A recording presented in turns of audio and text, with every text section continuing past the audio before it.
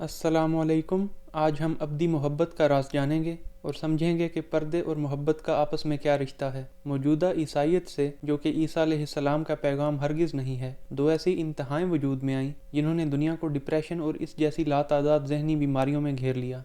हुआ यूं कि ईसा अलैहिस्सलाम जितनी देर दुनिया में रहे, उन्होंने शादी नहीं की, तो उनके मानने वाले जो उनकी चाहत में शदीद थे, उन्होंने निकाह करने को ही गलत समझ लिया। और इसकी मिसाल आज भी दुनिया में देखी जा सकती है। जो लोग अपने आप को चर्च की खिदमत के लिए वक्फ कर देते हैं, फिर वो अपने रब को राज़ी करने के लिए ज़िंदगी भर शादी नहीं करते। इस तर्ज अमल को रहबानियत कहते हैं। कुरान कहता है, और हमने उन लोगों के दिलों में जो उनकी यानी ईसा अलैहिस्सलाम की पैरवी कर रहे थे शफ़क़त और रहमत पैदा कर दी, और रहबानियत को उन्होंने खुद ही ईजाद किया। हमने उन पर फ़र्ज़ नहीं किया था, मगर अल्लाह की रज़ामंदी की तलब में उन्होंने उसे इख्तियार कर लिया। फिर उन्होंने इस रहबानियत की पाबंदी का जो हक़ था उसका भी पूरा ख्याल ना रखा, यानी दोहरी गलती की। एक तो खुद अपने ऊपर सख्त पाबंदियाँ आयद कर ली, फिर उन पाबंदियों को पूरा भी ना किया।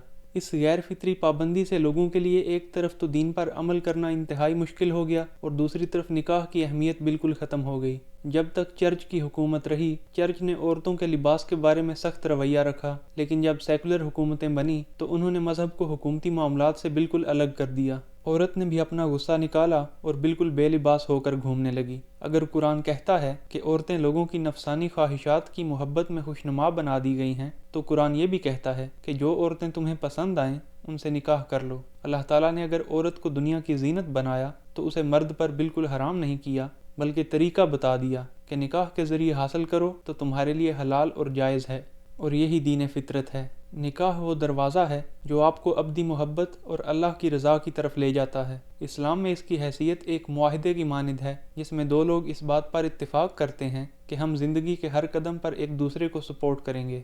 और अब्दी मोहब्बत को एक ऐसे कमरे में बंद करके रखना पड़ता है जिसकी 4 दीवारें हैं। एक दीवार जिसमें दाखिल होने का दरवाज़ा भी मौजूद है, निकाह है।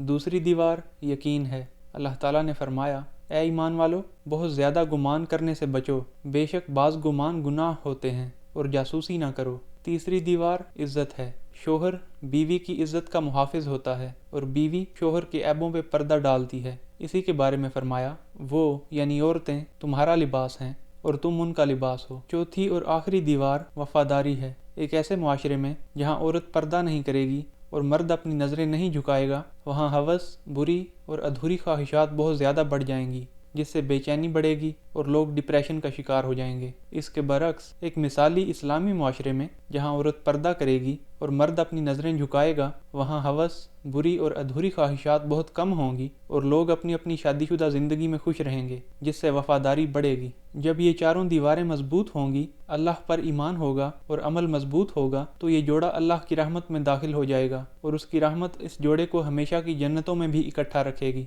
मगरबी ममालिक में निकाह वाली दीवार तो मौजूद ही नहीं, और वफ़ादारी वाली दीवार भी आज़ादी के नाम पर बिल्कुल कमज़ोर है, जिसके नतीजे में बाकी की 2 दीवारें यानी इज़्ज़त और यकीन की दीवारें ज़्यादा देर तक मोहब्बत को कैद करके नहीं रख सकती, और ना ही अल्लाह की रहमत का साया होता है। इसलिए लोग सारी ज़िंदगी मोहब्बत की तलाश में अजनबियों से टकराते रहते हैं, लेकिन आखिर में सिर्फ डिप्रेशन उनके हिस्से आती है। अब बात करते हैं कि अल्लाह ने औरत की फ़ितरत में क्या रखा है। क्या उसकी फ़ितरत में जिस्म दिखाना है या जिस्म छुपाना? फितरतन औरत अपना जिस्म छुपाना चाहती है। इसका सबूत ये है कि अगर किसी ऐसी औरत को जिसने अपनी मर्ज़ी का लिबास पहन रखा है और पर्दे का कोई ख़ास इंतज़ाम नहीं, इस बात का एहसास हो जाए कि कोई मर्द उसे घूर रहा है, तो वो लाशऊरी तौर पर अपने आप को ढांपने की कोशिश करेगी, और ऐसा करने से वो खुद को महफूज तस्वुर करेगी। फिर सवाल ये है कि इतनी बड़ी तादाद में औरतें क्यों बेपर्दा घूमती हैं? इसकी मिसाल यूँ है कि अगर एक कमरे में 11 लोग हैं, उनमें से 10 अफराद किसी अनजान आदमी के कमरे में दाखिल होने पे खड़े हो जाते हैं, तो 11वां आदमी खुद ब खुद खड़ा हो जाएगा, क्योंकि उसे लगेगा